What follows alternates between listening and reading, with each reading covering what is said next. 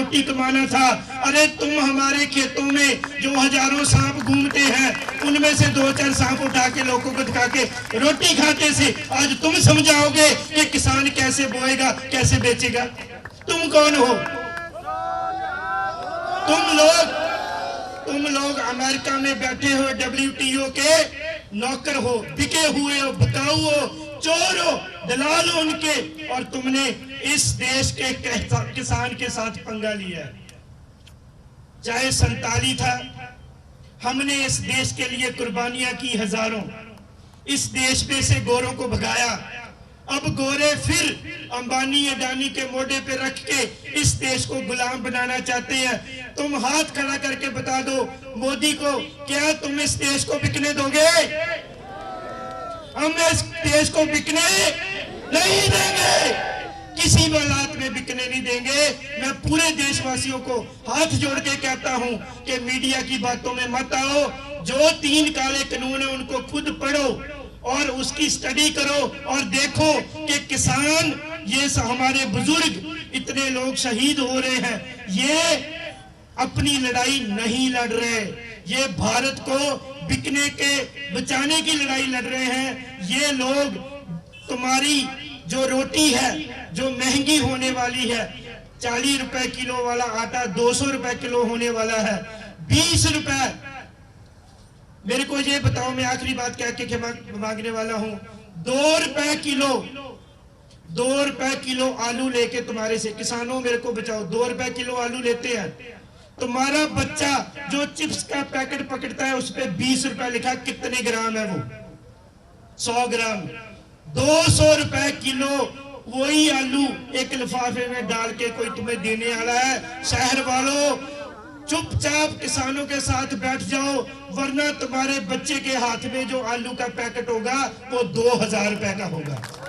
तुम कितना भी अमीर हो जाओ, ये लोग तुम्हें बेच देंगे। खुद कानून पढ़ो और इस देश को बचाने के लिए हमारे बुजुर्गों के साथ बैठो, आके गोदी मीडिया का बायकॉट करो। इतना कहता हुआ कि मैं मांगता हूँ, कुछ ऐसा वैसा कह गया हूँ, हिंदी है वो आती नहीं है अच्छी तरह से, मैं माफी मांगता हूँ।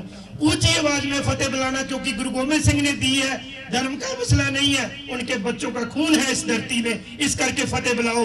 वाहिगुरु जी का खालसा, वाहिगुरु जी की फतेह।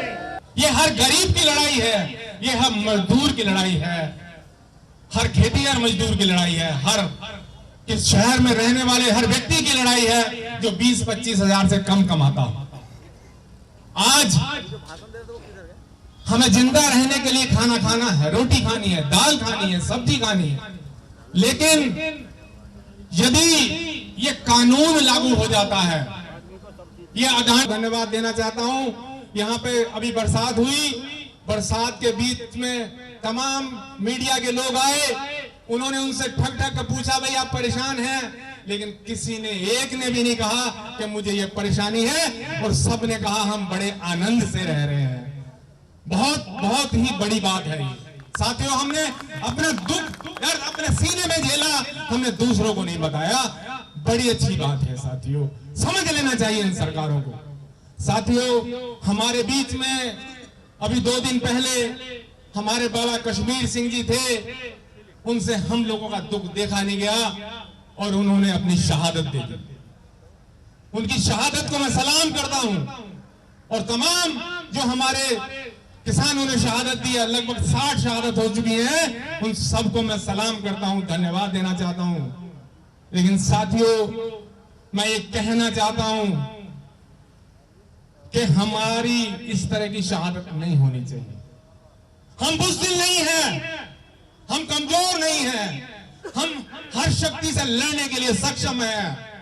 तो इसलिए अगर शहादत देनी पड़ी तो दिल्ली में जाकर देंगे हम साथी, यहां नहीं देनी है बेशक। इस परंपरा को तोड़ना है हमें साथियों, और ये चाहते हैं कि हमारे भाई से भाई को लड़वाकर हमें यहां रोका जा सकता है, लेकिन ऐसा नहीं। इन लोगों ने, इन सुरक्षा कर्मियों ने कसम खाई है देश की सुरक्षा करने की। इन्होंने ये कसम नहीं खाई कि देश के गद्दारों को हम बचाएंगे। साथियों, ये मैं बता देना चाहता हूं, जब कभी हमारे आमना सामना इन लोगों से हुआ तो तो इनकी बंदूकें हमारी तरफ नहीं चलेंगी, उनके गद्दारों की तरफ चलेंगी। और दिल्ली पर ऐसे लोगों का राज होगा जो भगत सिंह ने सोचा था, जो उधम सिंह ने सोचा था, जो अशफाक उल्लाह ने सोचा था, जो हमारे बुजुर्गों ने जिन्होंने कुर्बानी दी उन्होंने सोचा था साथियों। तो आज हमें संयम से काम करना है और जो भी हमारी कमेटी तय करे उसके आधार पर चलना है साथियों। और आज यदि हमने छोटी सी भी गलती की तो हम लोग बहुत पीछे चले जाएंगे। बहुत अच्छा हमारा चल रहा है इस समय प्रदर्शन, पूरी दुनिया में हमारा नाम है, हर टेलीविजन पे हम लोग दुनिया में देखा जा रहा है, लेकिन भारत को छोड़ के, भारत में नहीं आ रहा, लेकिन तमाम दूसरे देशों के टेलीविजन देखो, तमाम वीडियो लोग अमेरिका से, कनाडा से, जापान से, इंग्लैंड से मेरे पास तमाम लोग भेज रहे हैं और धन्यवाद दे रहे हैं हम लोगों को, कह रहे हैं कि ऐसी लड़ाई कभी हमने दुनिया में नहीं देखी, जिस तरह की लड़ाई आप शांतिपूर्ण ढंग से आप लड़ रहे हो साथियों। तो साथियों आपका बहुत बहुत धन्यवाद। वाहिगुरु जी का खालसा, वाहिगुरु जी की फतेह। सब तो पहला आप जितने भी किसान भाई बैठे हुए हैं, मैं आप सभी के चरणों पे प्रणाम करता हूं,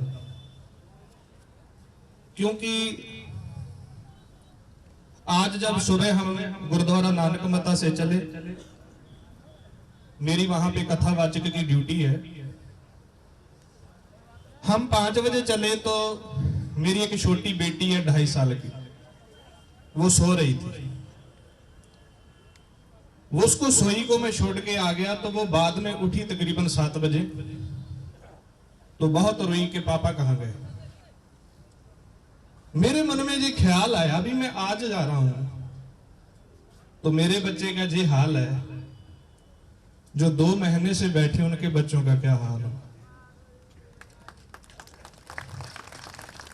बहुत कठिन बात है, पर मित्रों ऐसा है कि जब भी वक्त कठिन हो जाता है ना, गुरु नानक साहब महाराज ने वाणी उच्चारण की है कि जब राजा पापी हो जाए, राजा कसाई हो जाए, तो फिर आवाज तो उठानी पड़ती है ना जी।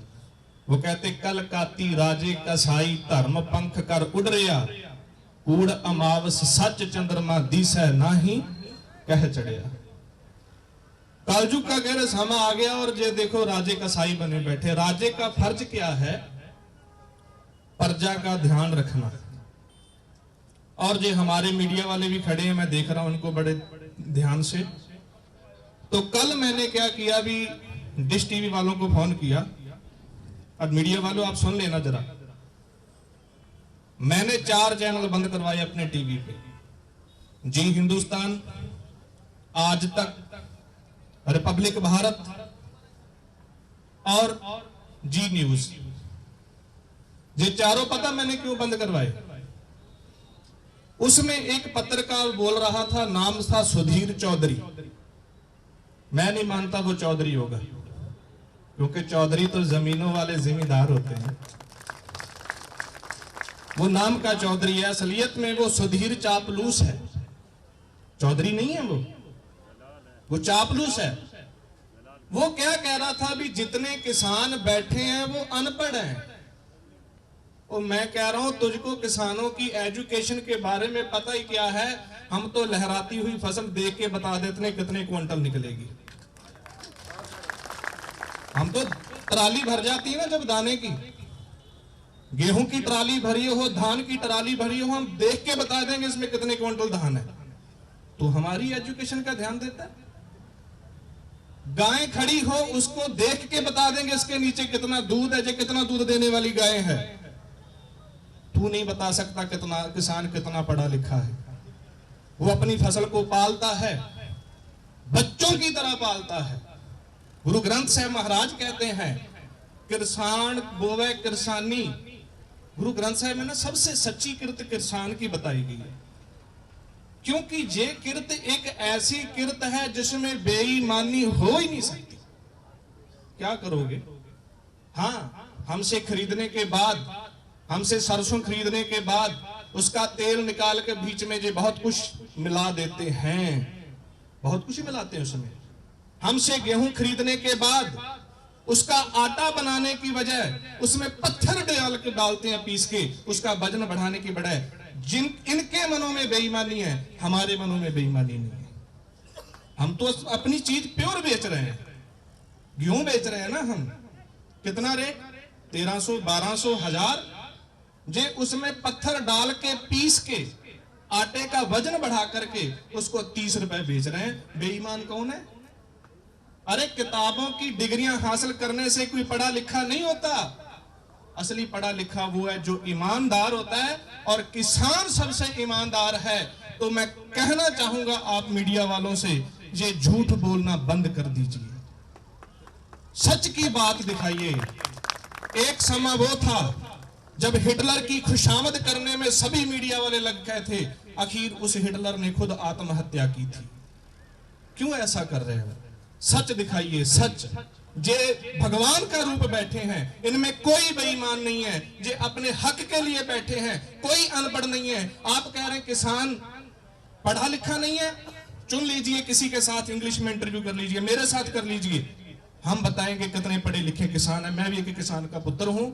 तो मेरे किसान भाइयों, आप डटे रहो।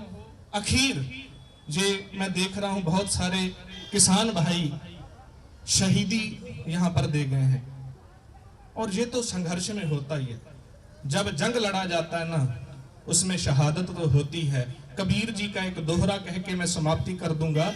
कबीर जी कहते हैं, कबीर ऐसे होए परी मन को भावत कीन, मरने ते क्या डरपना जब हाथ सधौरा ली।